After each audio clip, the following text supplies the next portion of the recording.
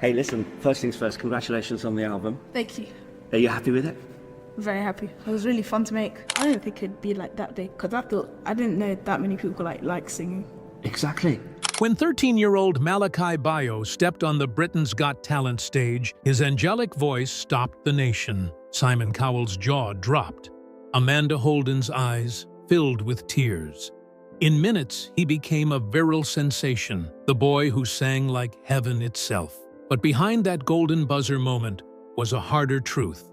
Fame, cruelty, and heartbreak no child should face. This is the untold story of Malakai Bayoh, the prodigy who sang through pain, the rubbish young singer. If you heard of a certain Malakai Bayoh who died, it was not the same Malakai Bayoh from the famous Got Talent. They just shared the same name. But there is a certain Malakai who was bullied despite his talent and young age, even calling his voice trashy. Before the big lights and golden buzzers, there was a night that almost broke Malakai Bayoh's heart. He was only 12, standing on the huge stage of the Royal Opera House, ready to sing his heart out. The crowd was quiet, completely caught by his voice, clear and angelic. Then, right in the middle of his song, a man shouted one awful word: rubbish.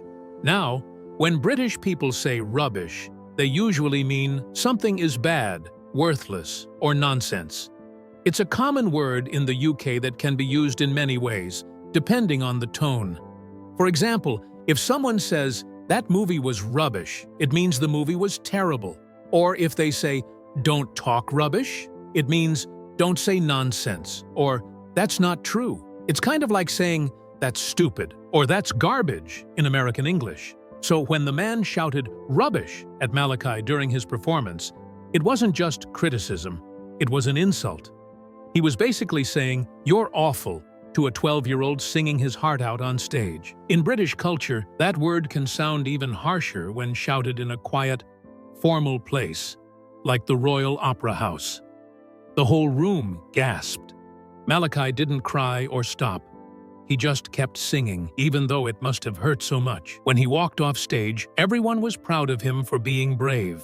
But deep down, he was crushed. The man was banned for life, but the memory stayed. Imagine being 12, giving everything you've got, and someone still tries to tear you down. That moment could have stopped him. But instead, Malakai used it as fuel. He learned early that the world can be both kind and cruel, that one minute you're loved, and the next, someone's trying to make you doubt yourself. It's a lot for any kid to handle, especially one with a gift so rare. When his Britain's Got Talent video went viral, the world cheered, and the internet critics arrived too. People online said things like he was overrated or not that special. But Malakai didn't lash out. He stayed calm, focused, and humble. His mom and teachers reminded him that his music wasn't about fame, it was about heart. Still, the pressure was heavy. Every performance had to be perfect, every note flawless. It's tough being young and famous. You're still figuring out who you are while millions watch and judge. The real tragedy isn't that someone booed him once, it's that a child had to learn how cruel people can be when all he wanted to do was make them smile. And yet, through everything, Malakai kept singing not for the fame, but because he loved it too much to quit. Maybe that's what makes him special. He turned pain into something beautiful. How does a kid stay that strong after everything he's faced? Especially that kind of bullying online? The prodigy behind the voice. Before he became the boy who silenced Britain's Got Talent with a single note, Malakai Bayoh was just a regular kid who loved to sing, anywhere, anytime. Born on May 27, 2009, in London, Malakai grew up in a warm and supportive family that noticed his love for music early on. His mom often said he would hum tunes even before he could talk properly. He didn't just sing for attention, it was his way of feeling happy. When he was about 7, his teachers encouraged him to join a local choir because they saw how talented he was. That decision changed his life. Choir life was strict, hours of practice, learning to breathe the right way, hitting perfect notes, but Malakai loved it. He liked how music made people stop and listen, how something invisible like sound could make hearts feel lighter. He eventually joined the world-famous St. George's Cathedral Choir in London, one of the top choirs for young singers. There, he learned discipline and teamwork. Singing wasn't just about hitting the right notes. It was about emotion, timing, and connection. People said his voice sounded angelic, but what made it truly special was how he sang with heart. His big break came when he performed with the well-known singer Aled Jones, who became both a mentor and a friend. Together they sang "O Holy Night" and "Walking in the Air," songs that went viral online. The videos showed a boy with an extraordinary gift, calm, confident, and full of light. But what viewers didn't see was how hard he worked behind the scenes. Hours of rehearsals, balancing schoolwork, and learning to stay humble while fame quietly crept in. Malakai wasn't just chasing fame. He genuinely loved music. He once said in an interview that singing made him feel free. It wasn't about applause. It was about expressing something bigger than himself. His teachers described him as polite, focused, and surprisingly mature for his age. Even when the spotlight found him, he stayed grounded. By the time he auditioned for Britain's Got Talent in 2023, he wasn't just a contestant. He was a performer with experience beyond his years. When Simon Cowell hit the golden buzzer, glitter rained from the ceiling, and Malakai smiled shyly, almost in disbelief. That single moment turned him into a national treasure overnight. But behind that confident smile was still a teenage boy from London who just wanted to make his mom proud. He didn't come from wealth or privilege, just talent, faith, and hard work. So how did that ordinary kid with an extraordinary gift go from choir stalls to global fame, the rise in public attention? Before he even opened his mouth to sing, Malakai Bayoh already had everyone's attention. There was something about his calm face and polite smile that made the audience lean in. But no one, not even Simon Cowell, expected what happened next. The orchestra started, and then came that first note of Pai Jesu, pure, effortless, heart-stopping. The crowd went silent, completely still, as if time itself had paused to listen. His voice floated through the theater, clear and fragile, but strong enough to fill every corner of the room. It wasn't just singing, it was storytelling. Every note felt like it had a soul. Even Simon, known for his raised eyebrows and harsh comments, sat frozen, eyes wide, trying not to blink. When the last note faded, there was a moment of stunned quiet before the audience exploded into applause. Amanda Holden had tears in her eyes.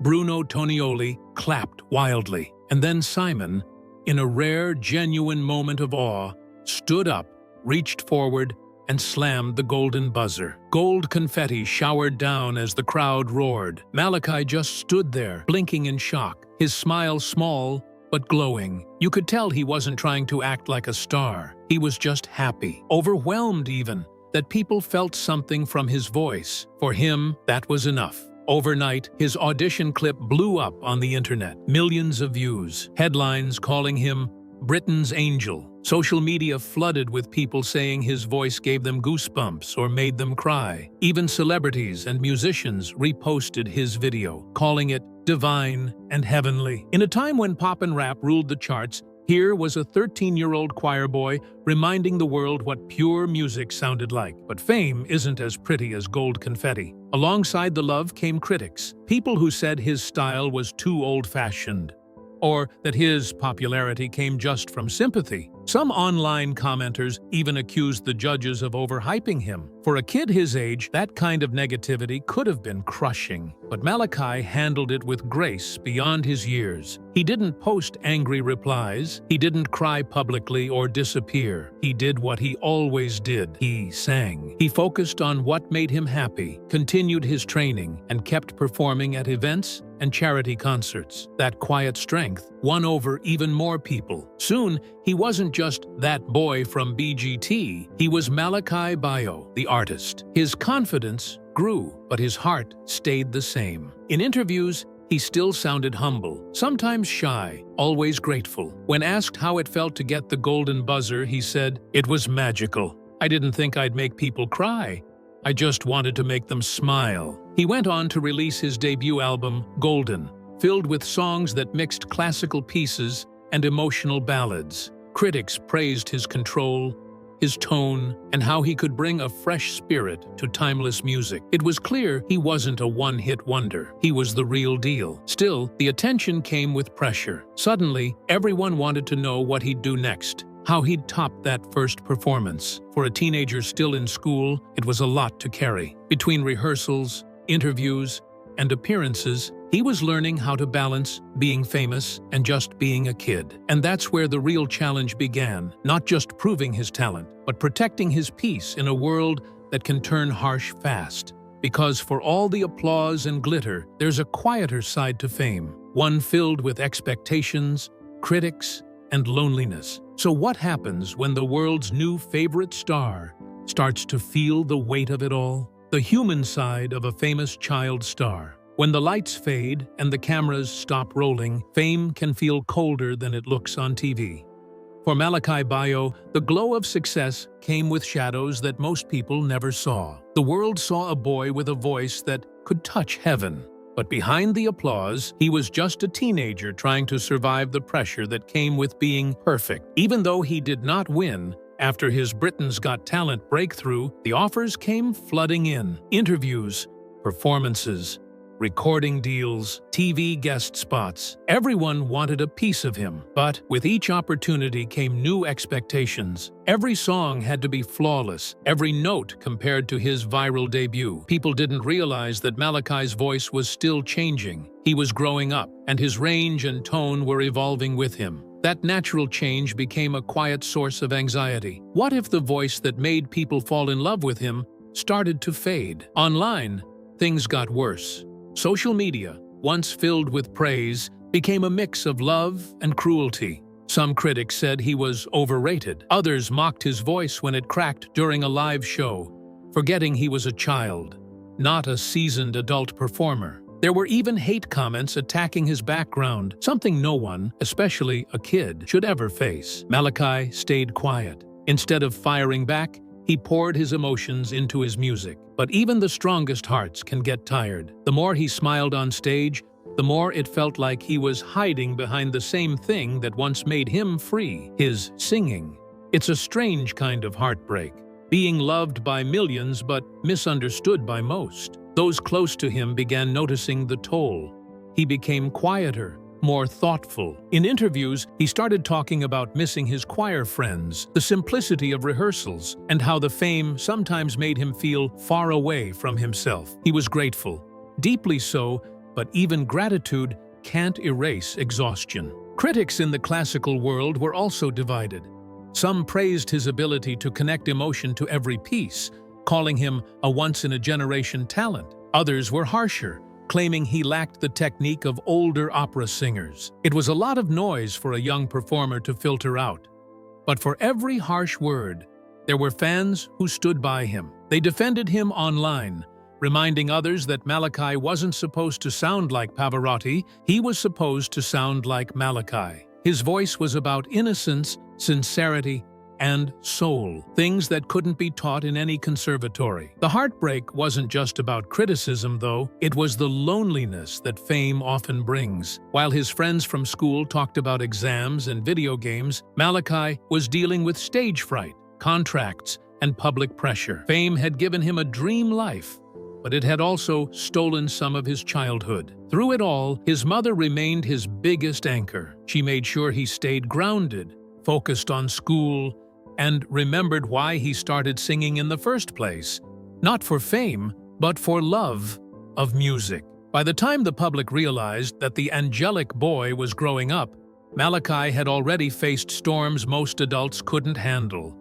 But even with all the pain and pressure, he never gave up. His resilience turned him into something more than a viral star. He became a symbol of quiet strength. Because sometimes, even the brightest lights flicker. What matters is the heart that keeps shining underneath it all. And beneath the glitter and criticism, Malakai's heart never stopped beating for music. But who is he when the spotlight fades? Beyond the stage, beyond the perfection.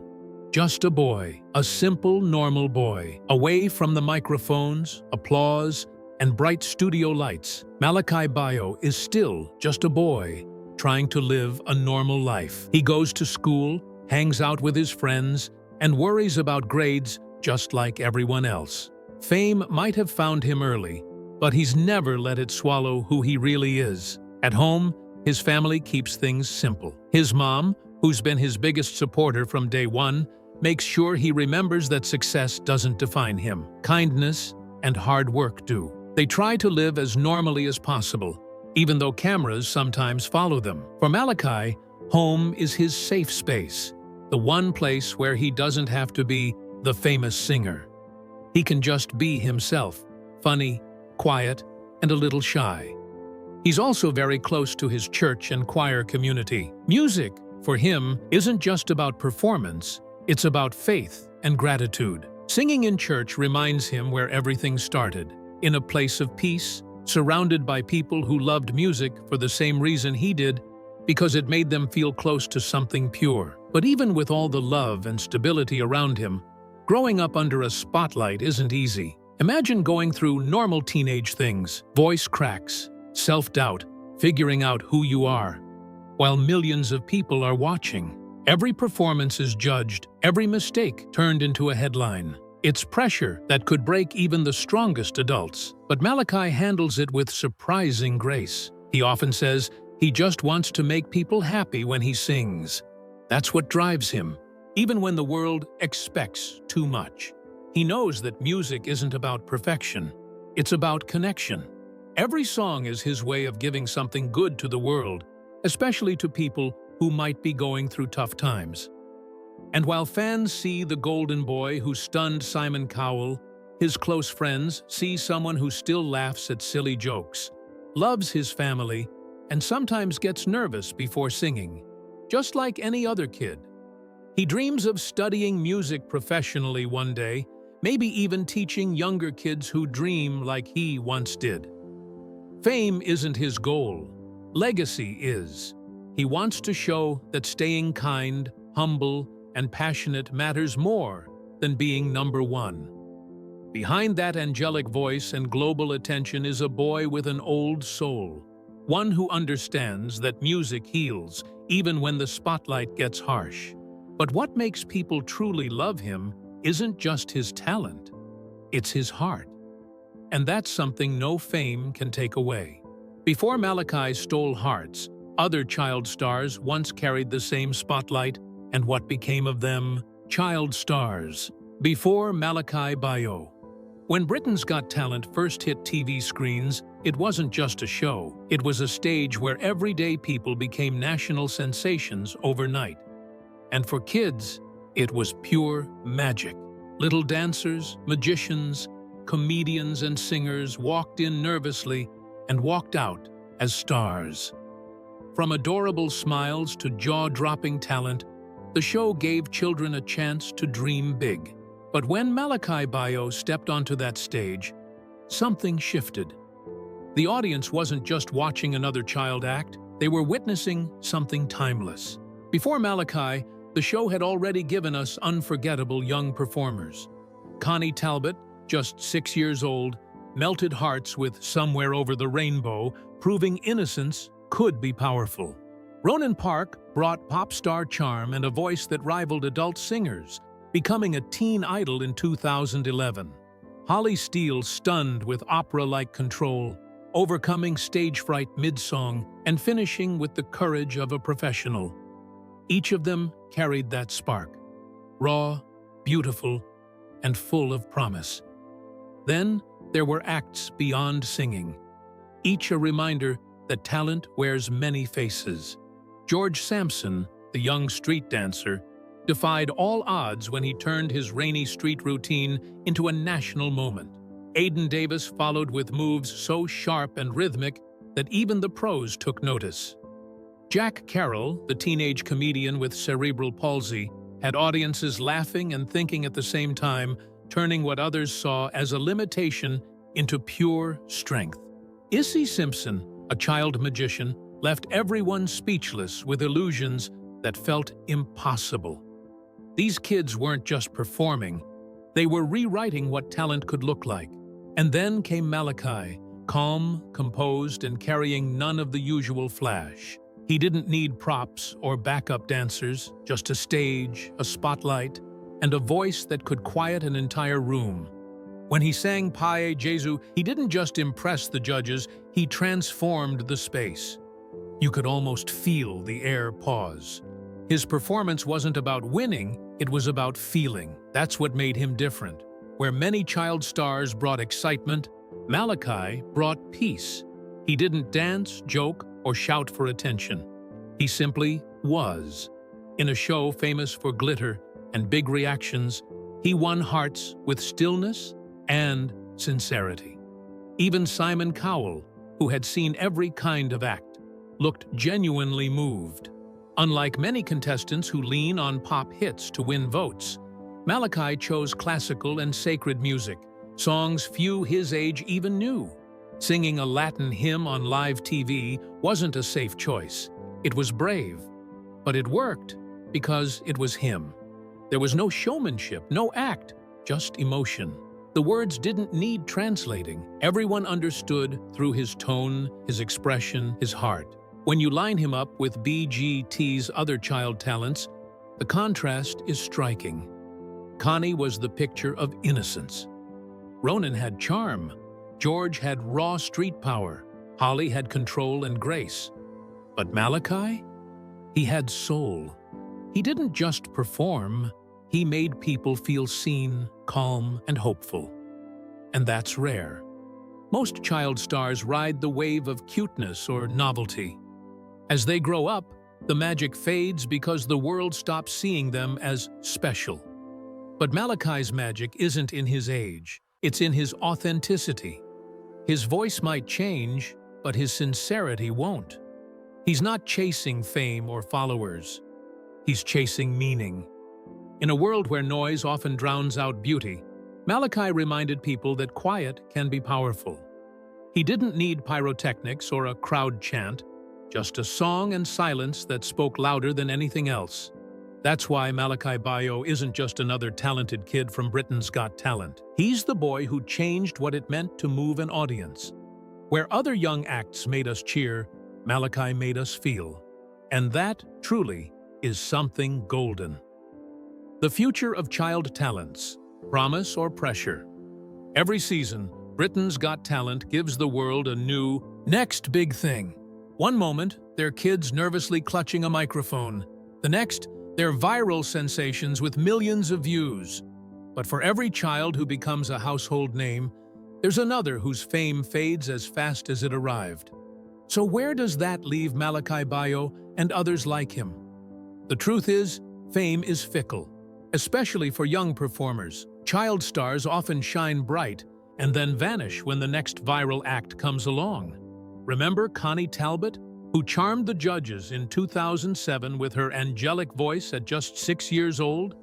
She released albums and toured briefly, but her fame eventually quieted down. Then there was Jack Carroll, the teenage comedian who had everyone laughing yet after a few years. He stepped away from the spotlight to live a more normal life. Malakai, however, is different. He's not chasing pop stardom or instant hits. His genre, classical music, is slower, more timeless. That gives him a chance to build something steadier, even if it's less flashy. Classical singers can perform for decades, their voices maturing like fine wine. If he continues his training, he could transition from choir boy prodigy to respected tenor, following in the footsteps of artists like Andrea Bocelli or Russell Watson. But the challenge is staying relevant in a world that moves at lightning speed. Social media thrives on trends, not traditions. A viral performance can turn into pressure overnight. Fans expect perfection. Record labels push for commercial hits, and critics are quick to call a child washed up if they don't top their last performance. It's an exhausting treadmill that can burn out even adults. That's why support systems matter.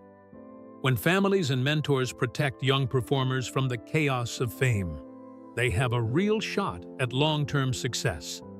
Malakai's team seems aware of that. They've been careful not to overexpose him, focusing instead on concerts, choir work, and growth. It's not just about keeping his voice healthy, it's about keeping his spirit intact. The future for child talents like Malakai will depend on one thing: how the industry evolves. Will producers keep using kids for ratings and clicks, or will they start nurturing their artistry? If the latter happens, we might see more young stars grow into lifelong musicians rather than fading memories from a viral clip. For now, Malakai's story is still being written. He's young, talented, and grounded, a rare mix.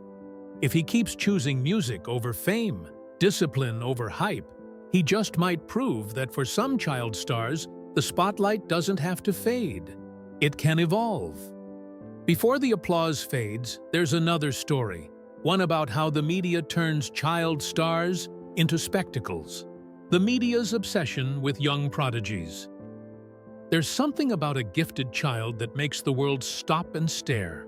The moment a kid like Malakai Bayoh opens his mouth and sings with the power of someone twice his age, cameras flash, headlines explode, and the internet collectively gasps. How is that even possible? It's awe, yes, but it's also appetite. The media loves prodigies not just for their talent, but for the story they represent. Innocence colliding with greatness. And sometimes, that love turns into something darker, an obsession that forgets the child behind the gift. British media, in particular, has a long history of building young stars and burning them out just as quickly. They did it with reality TV contestants, pop acts, and yes, even Britain's Got Talent kids. Overnight, these children become national treasures, plastered on magazine covers, dissected on talk shows, followed by paparazzi who document every smile and stumble. At first, it seems flattering, but the same cameras that capture their rise are often waiting for their fall. Malakai experienced this in his own quiet way. After his show-stopping performance on Britain's Got Talent, the media crowned him the Angel of the West End. Overnight, everyone wanted a piece of him. Interviews, guest spots, photo ops. But not all coverage was kind. Some outlets turned his success into spectacle, asking questions about his future that even adults would struggle to answer. Others fixated on his expressions or outfits, twisting simple moments into viral content. It's as if the world forgot he was a child who just happened to sing beautifully. And this isn't new. Think of Connie Talbot, Aidan Davis, or Ronan Park, all child stars who were once media darlings before the cameras moved on. Ronan Park, especially, faced tabloid rumors so absurd they'd be comical if they weren't cruel. False stories about record deals and scandals that never existed. For kids barely in their teens, it's emotional whiplash. 1 minute adored, the next forgotten or criticized for simply growing up. The same pattern repeats, generation after generation. Part of the problem is how the media packages child talent. Headlines rarely focus on skill or discipline. Instead, they chase shock value, tiny voice with big power. Angelic boy stuns Simon Cowell. It's the novelty of a child performing like an adult that sells. The talent becomes a headline, not a human being. And once the novelty fades, so does the interest. In that sense, the media doesn't celebrate young artists, it consumes them. The worst part, this constant exposure doesn't just shape public perception, it shapes how these kids see themselves. When every article, comment, and video tells you that your worth is your talent, what happens when the spotlight dims? Many former child performers struggle with identity because they never got to grow quietly. Every stage of their development, voice cracks, awkward phases, personal interests, becomes content for clicks. Malakai's team seems acutely aware of this trap. His mother has limited interviews, kept his schooling private, and ensured that his public life doesn't swallow his real one. It's a rare kind of restraint in a world where every parent with a talented child is told to build the brand. Instead, they've chosen to build the boy. By focusing on steady progress, choir work, formal training, selective performances, they're proving that artistry can outlast algorithms. Still, the media's obsession with prodigies raises uncomfortable questions. Why do we expect children to entertain us? Why do we hold them to impossible standards, then punish them for being human? In chasing inspiration, society sometimes forgets compassion. Malakai's journey is a reminder that behind every viral video and glowing headline is a real kid, one who laughs with his friends, argues with his mom, and still gets nervous before big shows.